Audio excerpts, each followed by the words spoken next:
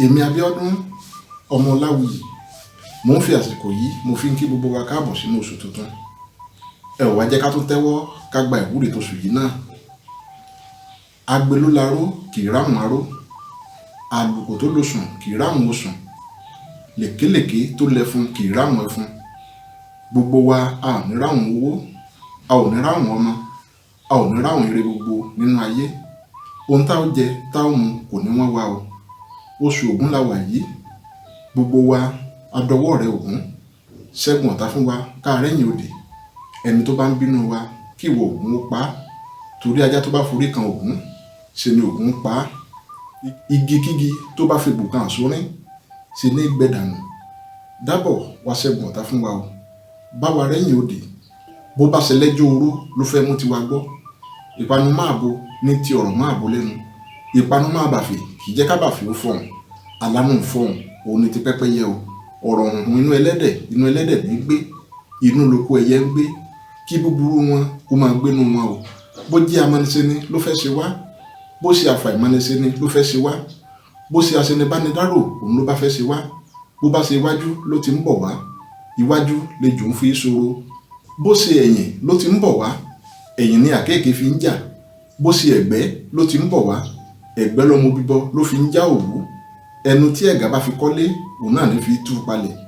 Kí gbogbo wọn kí wọ́n pa ojú dà, kí wọ́n máa fi ọwọ́ ara wọn ṣera wọn o. Àwa ti wá dojú oró, a ó lékè omi lóṣù yìí. Adò sí bàtà, a ó lékè odò. Odídẹrẹ́ ni wá, a ò ní kú sóko ìwájẹ́ o. Èèyàn tó bá ní ká má ṣe tiwa, olúwa rẹ̀ á dàfòpiná tí fira rẹ̀ jóná ráúráú. Olúwa rẹ̀ dewé ojú omi ní kò ní nísinmi o. Gbẹ̀dẹ̀ ní dẹ kókò lágbàlá. Oṣù yìí yóò dẹ gbogbo wa lọ́rùn gbẹ̀dẹ̀mukẹ́. Ilé ò ní lé wa, ọ̀nà ò ní nà wá o. Orúwọ yóò máa ru owó ńláńlá wá. Sáwéré pèpè yóò máa péré pàtàkì wá. Ewé ní bàṣírí ẹ̀kọ, ẹnìkan kì í rídìí òkun. A kì í rídìí ọ̀sà, ẹnìkan kì í rídìí ọmọ onígèlègélé. Àṣírí wa ò ní tú tọmọtọmọ o. Ẹ̀mú yóò mú ikú, àrùn, òfò àti àṣírí kúrò lọ́nà gbogbo wa o. Gbogbo ọkùnrin tó ń gbọ́ mi pátápátá, èṣù ní í ṣe bàbá fún àwọn òòṣà. Gbogbo yín pátá yóò tó bàbá sí fún ọmọ o. Ẹ ó tó ọkọ sí lọ́ọ̀dẹ̀. Gbà níhìn, gbà lọ́hùn, òun ni àkìtá fi ga ju ilẹ̀ lọ. Àti ọ̀tún àti òsì, òun ni ẹyẹlé ló fi gbáre. Ọ̀nà gbogbo ni ire yóò máa gbà wọlé tọ̀ wá láṣẹ Olódùmarè. Gbogbo obìnrin tó ń gbọ́ mi pátápátá, ẹ ó ní ìjókòó ayọ̀ nílé ọkọ o. Ọmọ aráyé wọn ò ní sí yín nípò padà. Aláboyún yóò bitibiti re o. Àgàn wọn ó tọwọ́ àlàbòsùn. Tẹni tó ti bí òní yàn kú láíláí. Èyí tó bá ń ṣòwò nínú yín yóò máa rérè ọjà jẹ.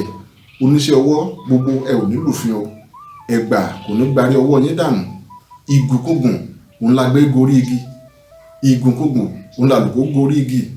Igi gbogbo ní jó àlùkò lẹ́sẹ̀. Nídìí iṣẹ́ gbogbo wa pátápátá. Bó bá ṣe amánisẹ́ni ló fẹ́ dojú ìjà kọ wá. Ìbúrú ni ó pa á, àrùn ni ó sọ lọ́jọ́. N ó wí, n ó fọ̀, òní pẹ́pẹ́yẹ fi wọnú igbó lọ o. Ẹ̀yìn òkú òní wọ́n jadìyẹ ìrànà. Àwa la ó rẹ́yìn ọ̀tá wa gbogbo o. Orí adìyẹ kì í burú kó yé dúdú. Orí gbogbo yín ò ní burú o. Ojoojúmọ́ lorógùn ń rò kọ.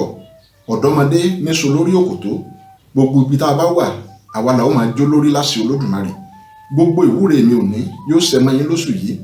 Ta kẹsẹ ní í ṣe láwùjọ òwú. Tó lógùn ṣẹ̀ṣẹ̀ ní í ṣe láwùjọ igi oko. Àbá tí alágẹmọ bá dá òun lòṣòkè gbà. Òjọ́ òun la ró má sọ. Òjọ́ làṣẹ ẹ̀tọ́ múlẹ̀. Ọjọ́ olúgbóngágà tó bá fojú kan ilé ayé, ọjọ́ náà ní fojú kan òde ọ̀run o. Ọjọ́ obìnrin bá fojú kan àlejò rẹ̀, ọjọ́ náà ní fún láṣọ. Gbogbo ìwúre mi òní yóò mọ yín o. Tímọ́ létí mọ́ rí, tímọ́ ni tẹ̀mọ́ àgbò. Bálẹ́bálẹ́ gbogbo ẹyẹ ní fohùn fówìwí. Àwíṣẹ òun ni ti fá, àfọ̀ṣẹ òun ni tọ̀rúnmìlà. Àṣẹ àdá ní ṣẹ lótùúfẹ̀. Àṣẹ ó kan ṣoṣo, òun náà lòṣà ńlá ló fi kẹkun olóṣèlú sùn. Àṣẹ ṣọṣọ ó ń bẹ lẹ́nu ṣọṣọ. Àṣẹ kọ̀lọ̀bọ̀ ló ń bẹ lẹ́nu ìgbín. Èyí tí mo wí lónìí ó dàṣẹ o.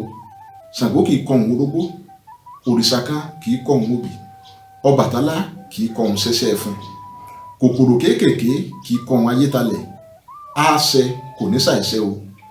Àkó àmójúbà oṣù tuntun. Abíọ́dún ni mò ń jẹ́, bàbá mi ló ń jẹ́ Ọláwuyì. Ǹjẹ́ títí dìgbà míì tá a tún máa pàdé. Ire, owó, ayọ̀ àti àlàáfíà yóò fi ilé wa sílé, yóò fọ̀dẹ̀dẹ̀ wa sọ̀dẹ̀. Lẹ́ẹ̀kan sí mo kí yín pé a kú àmójúbọ̀ oṣù tuntun, ẹ̀mí wa yóò ṣọ̀pọ̀lọpọ̀ rẹ̀ láyé. Àṣẹ.